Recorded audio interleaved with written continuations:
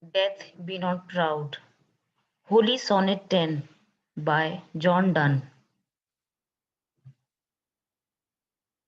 Death, be not proud, though some have called thee mighty and dreadful, for thou art not so. The speaker immediately creates a personified version of death by talking directly to him. He paints a picture of death as an arrogant being and one who needs to be humbled. The speaker assumes the position of the one who must humble this being, death. He tells him that he ought not to be so proud, even though for generations people have feared death and called him mighty and dreadful. The speaker, however, with a voice of absolute authority on the matter, simply states, "Thou art not so." This poet uses the literary tactic of apostrophe to drive home his point. Apostrophe occurs when a writer addresses a subject who cannot respond. Readers know immediately that this sonnet will consist of one speaker who will do all the talking and accusing of his subject, death, though adequately personified, cannot respond to the accusations of the speaker. For those whom thou thinkest thou dost overthrow, die not, poor death, nor yet canst thou kill me. Here, in death, be not proud. The speaker accuses the death of having illusions of grandeur. He claims that while death thinks that he has the power to kill, he actually does not. The speaker first humbles death by telling him that his idea that he has the power to overthrow lives is simply an illusion, and that he has no such power at all. Then, to further humiliate death, the speaker calls him poor death. It sounds almost as if the speaker is making fun of death for having lived under the illusion that he had any sort of power over life or death. Then he addresses death in a more personal manner, challenging him by saying, "Yet canst thou kill me." It seems dangerous for one to threaten death in this way. However, knowledge of John Donne's background and ideologies can give some insight into the speaker's confidence here. Though everyone knows that physical death does indeed occur, the speaker is challenging death in a different way.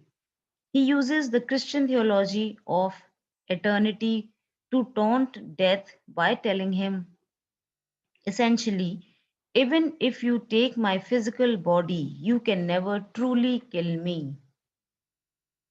From rest and sleep, which but thy pictures be, much pleasure then from thee much more must flow.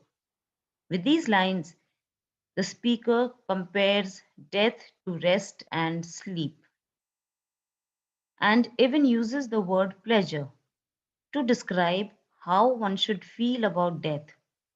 Just as a restful night of sleep brings pleasure, so should death. The speaker implies that sleep is simply a small glimpse of death.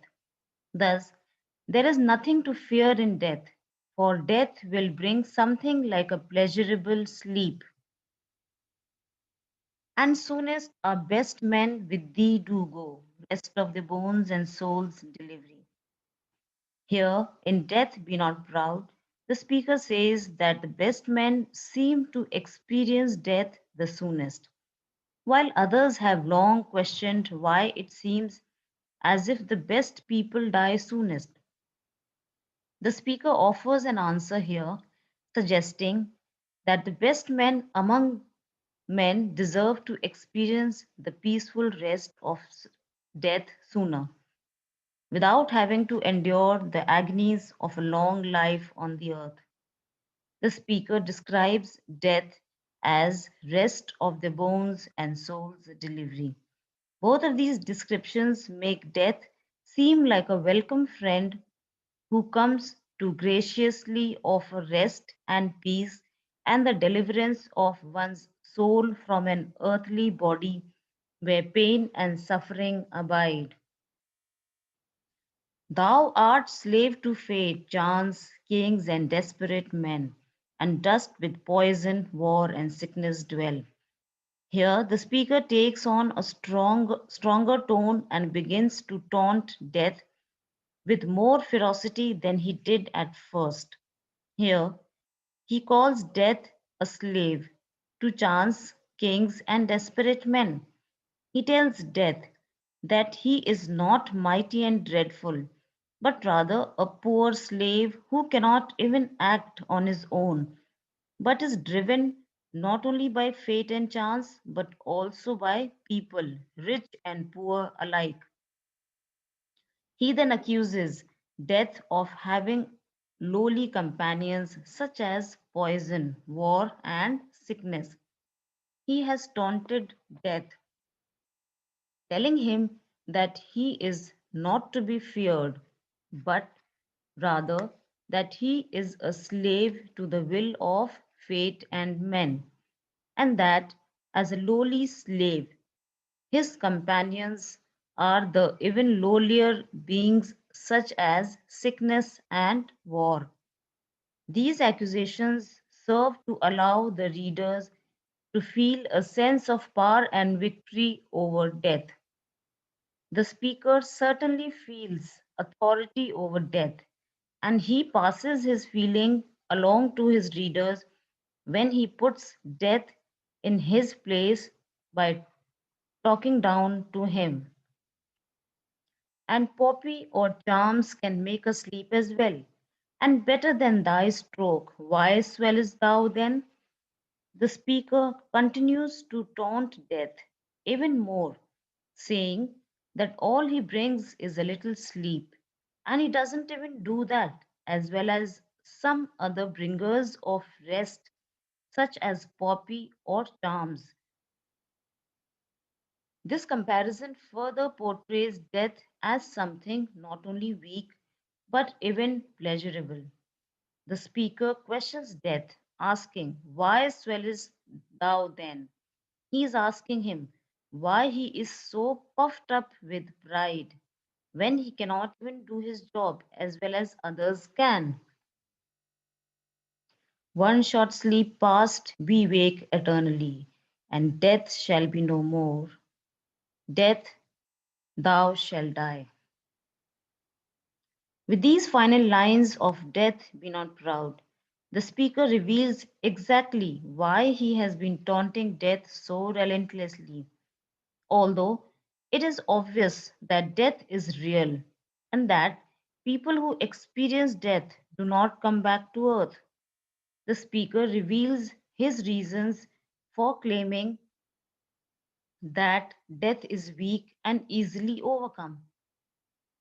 He claims that death is only one short sleep and that those who experience death wake eternally.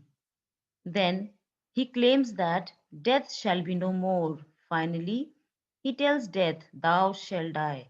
The speaker has not only told death that he has no real power over anyone, but that he will experience the end of himself when all wake in eternity and death will be no more.